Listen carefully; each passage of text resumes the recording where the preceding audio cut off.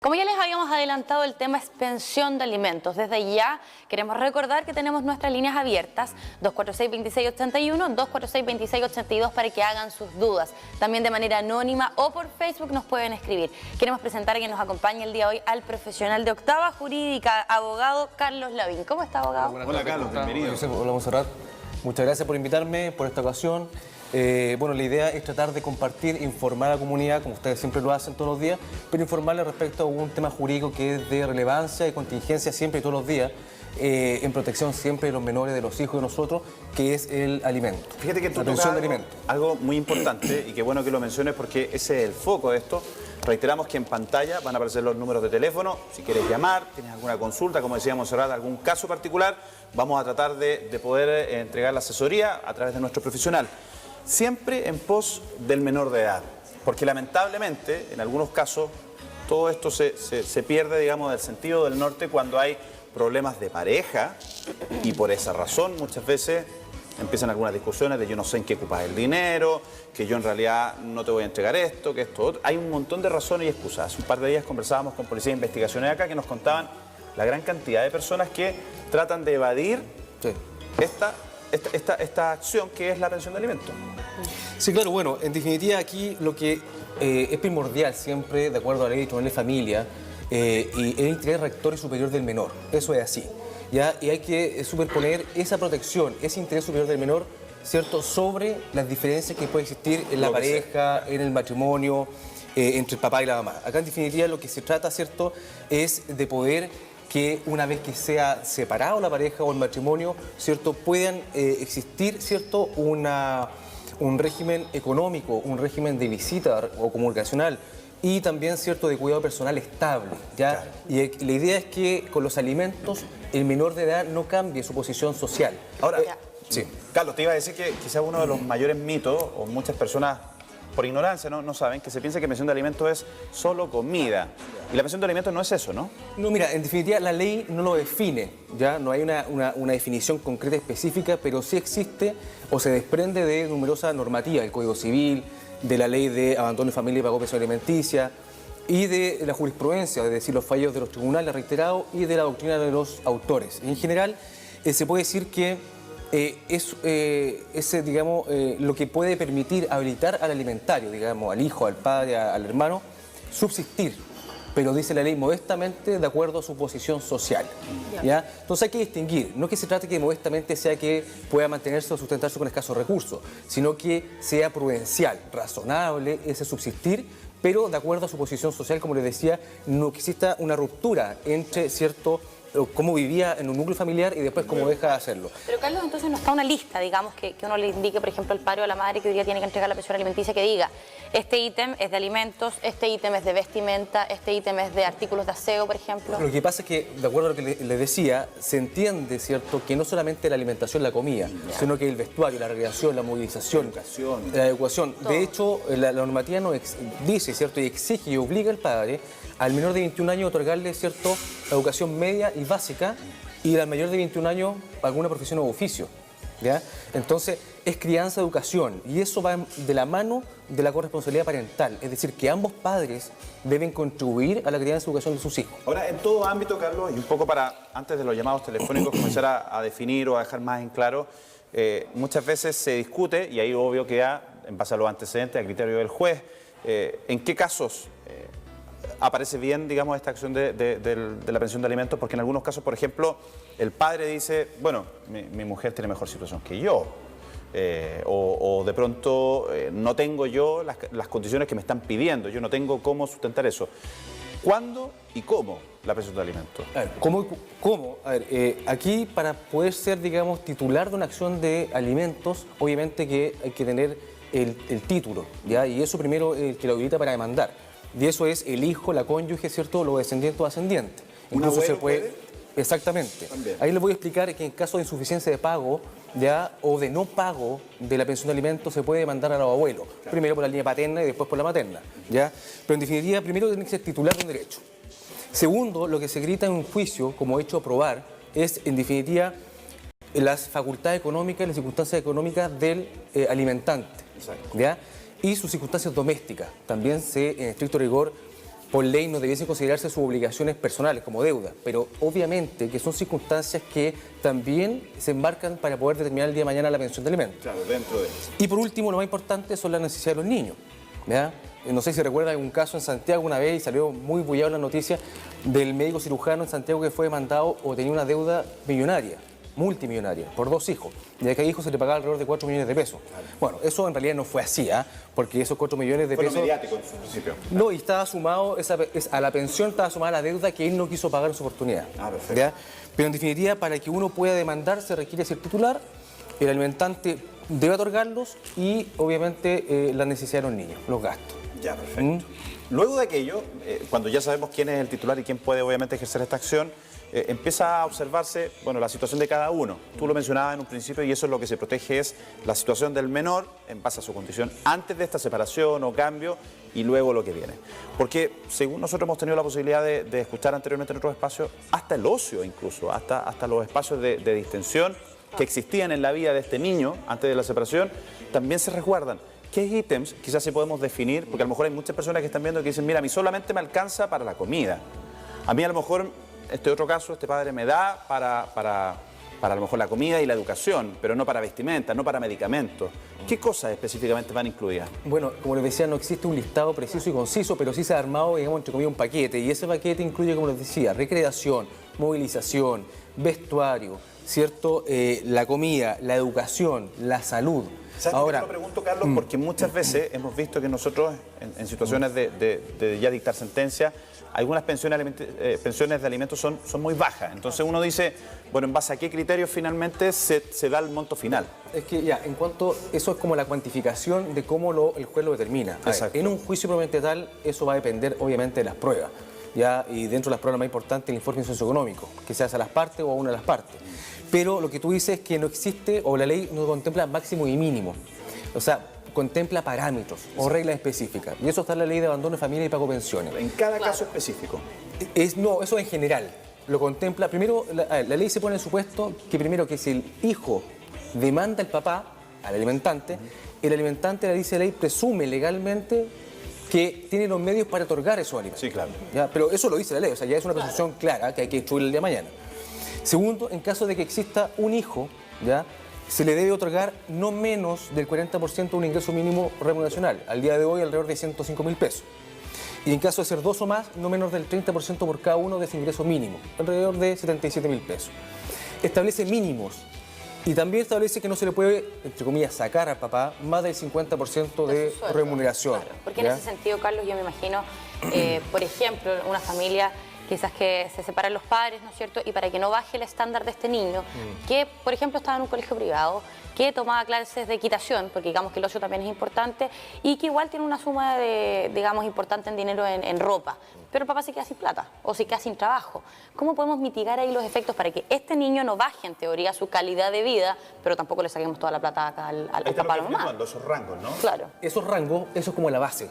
Pero también, como les decía, va a depender mucho de la necesidad del niño, ¿ya? Claro. Y también de la capacidad económica del alimentante y de todas las partes. Ahí va a tener que haber un equilibrio, ¿no? Exacto, un equilibrio. Ahora, en el caso eventual de que existan situaciones, ¿cierto?, imprevistas, como por ejemplo el caso de quedar cesante, ¿ya? O en el caso, como tú dices, de bajar su remuneración, que ganaba de 1,5 millones a 800.000 pesos, obviamente que tanto el alimentante, el padre generalmente, puede pedir al tribunal un cese de la pensión o una rebaja a esa pensión de alimentos. Claro.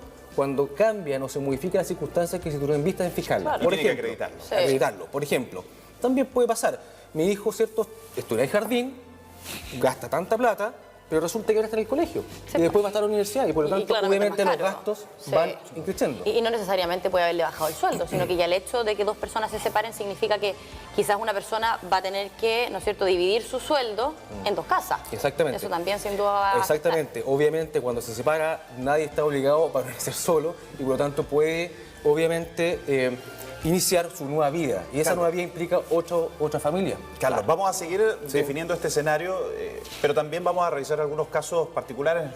Nuestras líneas están abiertas. Está Gisela en línea, quien quiere hacer una consulta. Hola Gisela, ¿cómo estás? Buen día. Hola, buenos días. Gisela, cuéntanos, ¿cuál Bueno, es tu mi consulta? lo que pasa es que yo tengo, con mi expareja tengo 2 hijas. Ya. La mayor de 4 años, ella está con pensión de alimentos, la dictó al tribunal, pero la segunda él no la quiere reconocer. No sé cómo tengo que hacerlo para demandarlo por la pensión de alimentos. Perfecto. ¿Alguna consulta adicional que quieras hacer, Carlos? No, si es solamente esa consulta, ¿cómo lo puede hacer para reconocer? Le respondemos en pantalla. Gisela, quédate muy atenta porque Carlos, nuestro abogado, hoy día te va a responder en pantalla. Gracias. Bueno, muchas gracias. Ese es un tema complejo porque en definitiva la ley, ustedes saben, tiene mucho vacío legal en todas las áreas, todas las materias.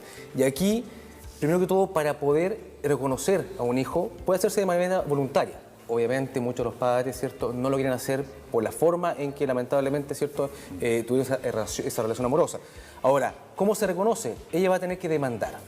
Y va a tener que demandar de reclamación de paternidad ante el tribunal de familia correspondiente al domicilio, ¿cierto?, del demandado.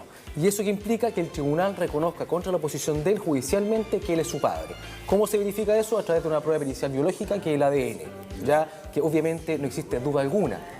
¿Ya? Porque a veces el 99,9% que es la paternidad de ese padre. Porque en algunos casos, cuando hay negación, muchas veces he conocido algunos que dicen, no me quiero hacer la prueba. Si hay negación, se presume... Claro, lo que pasa es que, exactamente, el artículo 199 del Código Civil establece una presunción que, en definitiva, cuando es citado, el demandado, el padre citado, o el presunto padre biológico, es citado por 2 veces. Si no concurre la segunda citación al servicio médico legal, se presume la paternidad. ¿Ya? Y peor aún, existe una sanción para ese padre que es... Retroactivo. Sí, y no, peor, o sea, más que eso, ya, es que no va a poder o pierde la patria potestad del hijo. No tiene ningún derecho, pero sí las obligaciones con el hijo. De pagar, claro. De pagar la pensión. Llamado, Carlos, está Judith al teléfono. Judith, buenos días. Hola, mucho gusto saludarlos, estoy feliz de poder comunicarme con ustedes, me encantan y me encantó su nuevo escenario. Gracias, Judith. Oye, Judith, cuéntanos, aprovechando a Carlos Lavín, nuestro abogado de octava jurídica, ¿cuál es tu consulta? Ya, mira, yo nunca demandé al papá de mi hijo, yo estoy separada hace 7 años y mis hijos tienen 6 y 7. Y resulta que nunca lo demandé y finalmente me decidí, lo demandé y fui a la conciliación y cuando nos divorciamos había quedado pendiente una cuota de 100.000 pesos que él debía pagarme. Entonces, esa se acumuló y yo finalmente hice la liquidación de esa demanda. Ya, perfecto. Y de ese total, digamos. Y ese total, finalmente en la conciliación estuvimos de acuerdo que él me iba a dar 140.000 pesos, aparte 40 para pagar la deuda. ¿Ya? La cosa que en total sumaba 200.000 pesos. Ya. Y de esos 200 él me está depositando de ahora, o sea, desde enero, solo 100, todos los meses. Él me deposita todos los meses efectivamente, pero solo 100. Entonces mi pregunta es, ¿qué tengo que hacer yo? ¿Dónde ir? Porque él finalmente no está ni pagando la pensión en la que habíamos quedado y menos saldando la deuda. Mira, Carlos, ¿alguna consulta adicional? No, consulta. Le respondemos en pantalla. Sí. Perfecto. Judith, quédate muy atenta en línea porque Carlos te va a responder. Gracias, Judith. Ahora, antes de eso me quedó una colita antes del tema de Gisela, cortito. El tema de que la ley no permite que se haga todo en forma conjunta en un mismo juicio, el tema de reconocimiento de paternidad, ¿ya? Resulta que ella va a tener que primero acreditar y determinarse por el tribunal quién es el padre para luego demandar alimentos. Perfecto. Ya, lamentablemente, dice eso es lo lógico que en el mismo juicio pudiese demandarse alimentos en forma inmediata. Tiene y no que ser esperar otra otro juicio. Tiene que ser otra acción. Sin perjuicio que incidentalmente puede iniciar o pedir alimentos provisorios. Perfecto. Nunca los dan. ¿Ya? Perfecto. Respecto al tema de Judith, ya en Y que es bien masivo esto, ¿eh? Quizás uno de los casos más, pero el no pago. El no pago de la pensión, sí. En definitiva, el no pago de la pensión, aquí entiendo que se determinó una pensión de alimentos que no dijo el monto, pero sí que... Cerca de 200 y estaba pagando solo la mitad, 100. Paga menos de lo que... Claro, lo que pasa es que el tribunal decretó pagar en forma conjunta la pensión de alimentos primitiva que se fijó junto con el tema de la deuda devengada. Eran 140 y lo demás era deuda. Exactamente. Entonces, ¿qué es lo que pasa acá? Sea que deba, ¿cierto?, en forma conjunta o no, lo que se debe hacer es pedir, como hizo ella, la liquidación del crédito en el tribunal. ¿Ya? En uno. Una vez que salga raya para la suma, debe tanto, ya se debe proceder a efectuar, ya, van al traslado, obviamente le dan traslado, digámoslo así, simplemente tirar la pelota a la otra parte para que responda, para que lo objete matemáticamente si está correcta esa suma o no, ese cálculo. Transcurrió ese plazo 3 días, si no dice nada, ella tiene entonces el derecho a pedir los apremios correspondientes. Y los apremios significan órdenes de arresto y órdenes de arraigo. ¿ya? Arresto por 15 días, ¿cierto? Nocturno entre las 22 y las 6 horas y cierto arraigo nacional, ¿ya? O sea que no puede salir del país, ¿ya? Además hay otras sanciones como retención de los devolución de impuesto a la renta por tesorería, licencia de suspensión, licencia de conducir, pero ese es el procedimiento. Ahora, lo lógico que quizás me fuese preguntarle a Judith si el padre era dependiente. Porque si es dependiente, trabajador dependiente, lo lógico que se debe hacer ahí es pedirle al tribunal el cambio de modalidad de pago y la retención judicial por parte del empleador. Y eso se puede hacer. Claro. Eso, de hecho, antiguamente, entre comillas, todavía unos 10 años atrás, lo que se hacía era que el tribunal nunca daba este cambio de modalidad de pago porque obviamente que lo encontrara el empleador era complicado. Hoy en día no basta un incumplimiento, se debe, la ley dice, se debe hacer la retención judicial cuando es dependiente el trabajador. Y así garantiza finalmente no caer en un trámite engorroso de tener que estarlo cobrando, porque muchas mamás caen en aquello, no me lo quiere, se comprometió pero no lo quiere pagar. Exacto. Bueno, eso, claro, por eso existe esta vía del cumplimiento. Ahora, es importante decirle, ¿cierto?, a la gente, a Judith, que puede, ¿cierto?, eso hacerlo sola, que es uno de los pocos procedimientos en familia que puede ella personarse y comparecer personalmente. Por la escasa, supuestamente, para mí no gusto no, complejidad del cumplimiento de, digamos, de estos alimentos. Perfecto. Pero ella puede comparecer personalmente o con un abogado, a diferencia de otros procedimientos. Carlos, tenemos otro llamado telefónico, está Pamela en línea. Hola Pamela, cuéntanos, ¿cuál es tu consulta? ¿Pamela? Hace aproximadamente ya 9 años separada y 2 divorciadas. ¿Ya? Yo no pedí compensación económica ni nada, pero sí pedí cuando me divorcié que a mi hijo menor, que hoy día tiene 21 años, su padre le pagara hasta los 27 años mientras él estuviese estudiando. Él no ha cumplido en lo más mínimo con aquel requerimiento. Ya, y yo ahora no sé cómo poder hacerlo porque yo ya estoy divorciada, ya, y mi hijo tiene sobre 21 años, entonces se supone que él tendría que demandarlo o pedir su pensión de alimentos. Pero eso yo lo dejé estipulado cuando me divorcié, que yo no quería absolutamente nada, excepto que le pagasen los estudios a él.